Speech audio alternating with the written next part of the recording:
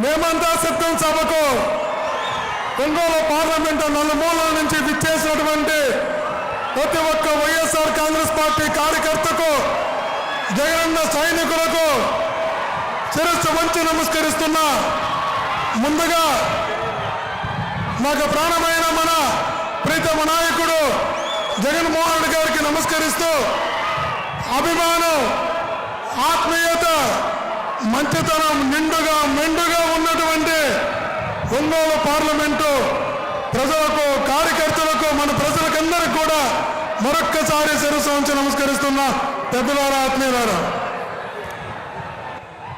ఈ రాష్ట్రాన్ని ఎంతో మంది ముఖ్యమంత్రులు పరిపాలించారు. ఈ రాష్ట్రాన్ని పరిపాలించిన ప్రతి ముఖ్యమంత్రికి కూడా కొడుకు పుట్టాడు, కొందరికైతే డజను కూడా పుట్టారు. ప్రతి ఒక్క ముఖ్యమంత్రి గత పాలకుల కొడుకులు తండ్రి ఆస్తులకో పదవులకో వారసులయ్యారు. కానీ మన మహానేతకు ఒకే ఒక్క కొడుకు పుట్టాడు, ఒకే ఒక్క కొడుకు పుట్టాడు. ఒక తండ్రి ఆశయం కోసం, తండ్రి లక్ష్యం నెరవేర్చడం కోసం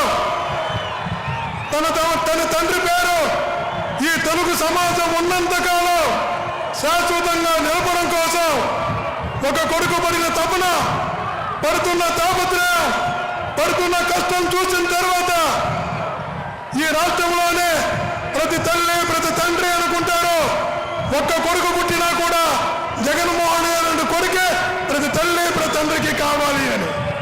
అలాంటి తండ్రి ఆశయం కోసం పనిచేస్తున్నటువంటి నాయకుడు మన నాయకుడు. ఈ రాష్ట్రంలో అనేక చందాలు ఒకటయ్యాయి, అనేక కూటములు ఒకటయ్యాయి. ఎన్ని పార్టీలు ఒకటైనా, ఎన్ని జెండాలు ఒకటైనా మన నాయకుడు చెప్తున్నది నా కూటమి, నా బలం, నా బలగం, నా ప్రజలే, నాకే కూటమి అవసరం లేదు, ఏ జెండా అవసరం లేదు అని. జగనన్న అనుకుంటాడు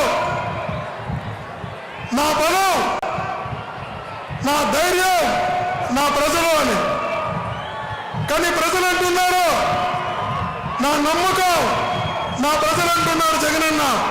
కానీ ప్రజలు అంటున్నారు నీ నమ్మకం మేం కాదన్నా, మా నమ్మకం నువ్వు, మా నమ్మకం నువ్వు అంటున్నారు, మా ధైర్యం నువ్వు అంటున్నారు. ఒక్కడి మనకి చరిత్ర చెబుతుంది. ఒక నాయకుడు నాకు ప్రజలు ఉండాలనుకుంటే ఒక ఎన్నికల్లో గెలవచ్చు.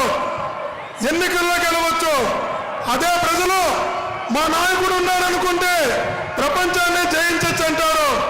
ఈ రాష్ట్రంలో ఉన్న ప్రజలందరూ మా నాయకుడు ఉన్నారనే ధైర్యంతో ఉన్నారు.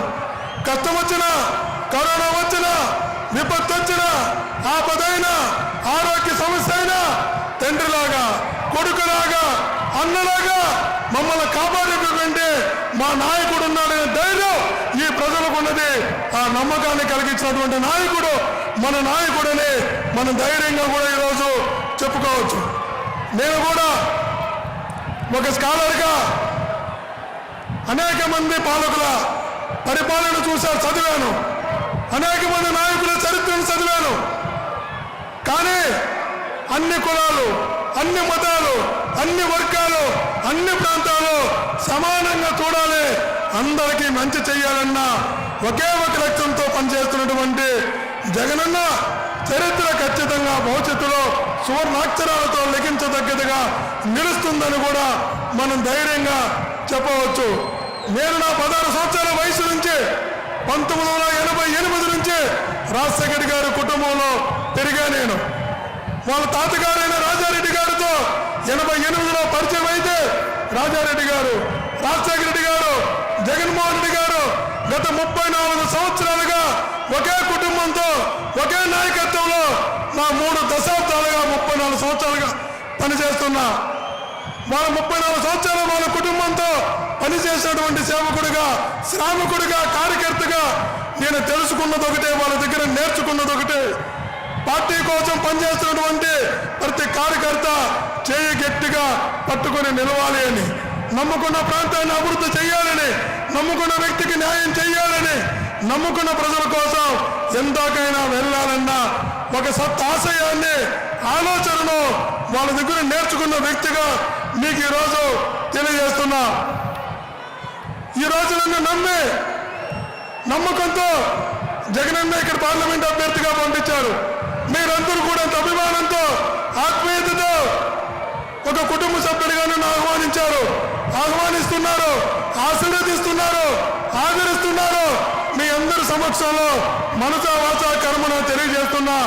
నాకు ఎలాంటి వ్యాపారాలు లేవు, ఎలాంటి పరిశ్రమలు లేవు, ఎలాంటి వ్యాపకాలు లేవు, ఎలాంటి వ్యసనాలు లేవు.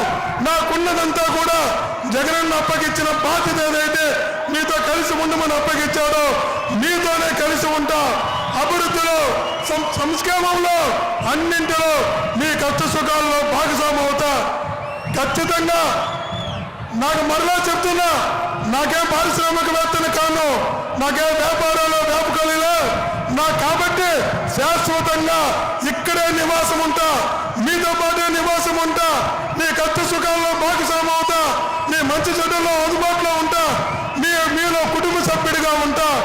నన్ను నమ్మి ఇక్కడికి జగనన్న పంపిస్తే మాకు మంచి ఎంపీ అభ్యర్థిని పంపించారు, మంచి ఎంపీని పంపించారని మీరందరూ కూడా జగనన్నకు కృతజ్ఞత చెప్పేలాగా మీ అందరి దగ్గర శభాష్ అనిపించుకునేలా నా మనస వాచ కర్మన కష్టపడి పనిచేస్తానని ఈ పార్లమెంటు నియోజకవర్గాన్ని అభివృద్ధిలో ఒక ఆదర్శంగా తయారు చేయడంలో కష్టించి పనిచేస్తానని మీలో ఒక్కరిగా, మీ నమ్మకస్తుడిగా మీ అందరి దగ్గర శభాష్ అనిపించుకునేలాగా భయంతో, బాధ్యతతో మీరు చూపిస్తున్న అభిమానం నిలబెట్టుకునేలాగా పని చేస్తానని తెలియజేస్తూ నమస్కరిస్తూ సెలవు.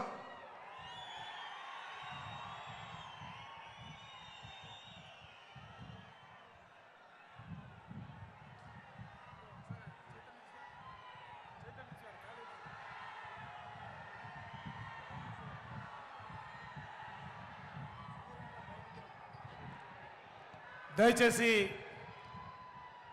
రోడ్డుపై ఉన్నటువంటి కార్యకర్తలందరికీ కూడా పదే పదే విజ్ఞప్తి చేస్తూ ఉన్నాం. ట్రాఫిక్ జామ్ అయింది, దయచేసి అందరూ కూడా సహకరించాలా. బస్సు వస్తున్నటువంటి రూట్లోనే మన ప్రీతమ నాయకులు జగన్మోహన్ రెడ్డి గారు కూడా రావలసి ఉన్నది. దయచేసి రోడ్డు పైన ట్రాఫిక్కి సహకరించండి.